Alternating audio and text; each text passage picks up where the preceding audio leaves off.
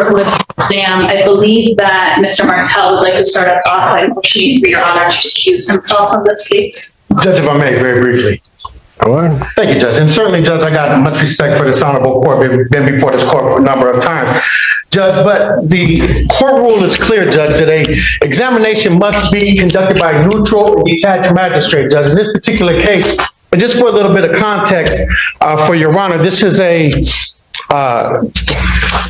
case where there's already a co-defendant, where an examination has been held, where the testimony has been taken, where the victim or complainant absolutely identified. I did not preside over it? No. So the argument that the counsel is attempting to... Well, then I'll let him finish, because I don't know, it did not even begin to ring a bell with me. It shouldn't. If I can just streamline it, Judge. In brief, Your Honor was presented ex parte with 2 search warrants. Whoa, how the hell do you jump to that conclusion? Because the probable cause that's determined from a search warrant is based upon that evidence that is presented to me in the form of an affidavit on that search warrant. That's going to have no bearing whatsoever on what testimony I hear or don't hear in this case. So I don't even know how you get to that conclusion. But I'll let you continue, because I think it's a... Go ahead. Thank you, Judge. And Judge, just certainly to preserve the record, certainly I don't want to come back on a quash or an appeal or even a remand, Judge, but the case law is clear. It says that the defendant requests a magistrate other than the magistrate who has already heard ex parte witnesses, such as the request should not be or should be regarded as reasonable and reasonable efforts exerted towards compliance, Judge. What ex parte witnesses did I hear from? Judge, Your Honor signed both of the search warrants in this particular matter. Certainly, but that says I've heard from witnesses. I've not heard from any witnesses. Judge, so if it's your position, does that case clearly apply to search warrants? That it's not limited to search warrants. But that isn't what I asked you, Mr. Martell. Yes, Judge. Is that applicable? I could certainly see a circumstance where I would have heard, like what you started out with, which doesn't seem to be true, that I heard something and then there would be a request that I not hear it because I've heard the witnesses or testimony. And so in that circumstance, there would be a much different analysis. But now you're trying to cite a case, apply it to something that I don't think that applies to. Judge, just by the very words that you said. And certainly you show me that it says that a judge that has, or a magistrate that has signed a search warrant should not then hear the preliminary examination where they've made a finding. Judge, specifically this relates to an arrest warrant, not a search warrant. However, if it's the position of the court that Your Honor has heard no testimony, sworn testimony or otherwise, then I guess our request would be moved. But I have read, so that we're clear, because you're playing fast and loose with words. So that is clear. I would have read the search warrant. I would not, don't recall, then show me the case. Otherwise, you're wasting my time. Judge, so acknowledged, I would say that Burrell is applicable, and I would also humbly submit, Judge, as the position of the court, that anything outside the 4 corners of the exam transcript has been analyzed or sworn to, then it would certainly fall. And you're going to need to file a motion, so I can, if it doesn't bear out, I can find it frivolous, and I'm going to adjourn this, and then I can sanction. You need to file a written motion. How long is that going to take you? Judge, how long is that going to take you? Judge, certainly. How long is that going to take you? If you cannot answer that question, then I will take a recess. I will give you time to think about that, and then I will come back, and I need your time frame for how soon you can file the motion. In fact, why don't we just do that? We're prepared to proceed. Why don't we just do that? You can take him back. Court's going to stand in recess. All right.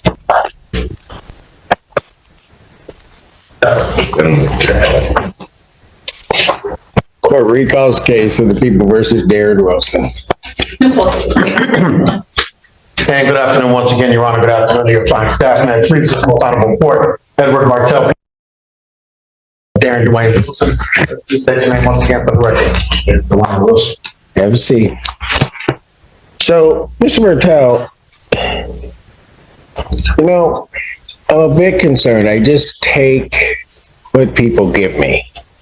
But I'm just going to say this. You lied to me at the very beginning of your argument.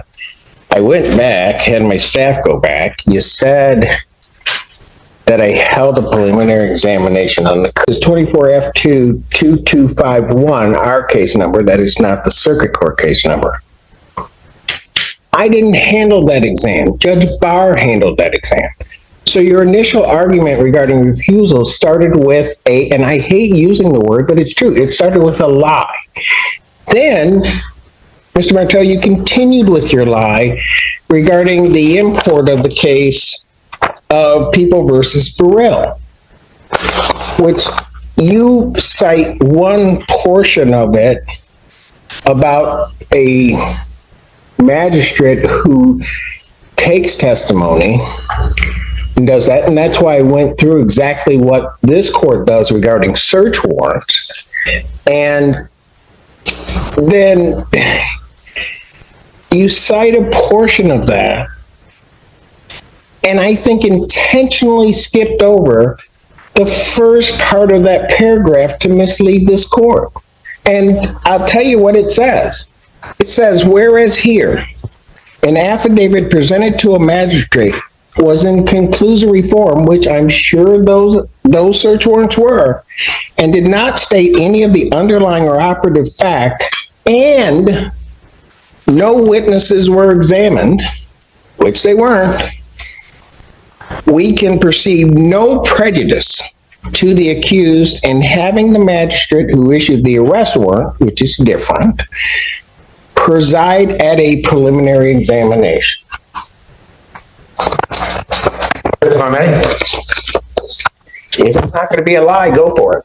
Judge, respectfully, No, you lied to me. okay, if I may, Judge, very briefly, I think the record will reflect it. When I cited or spoke about a preliminary examination, I didn't speak directly as to this court having held it, but it having been previously held. I was not present at that particular examination. However, Judge, certainly I would make no false representations as to who held it or who didn't hold it. I think I just provided that, ma'am. But again, and I spoke with my client in the basis of just preserving the record and putting forth this argument, certainly mean no disrespect, harassment, or delay to the people.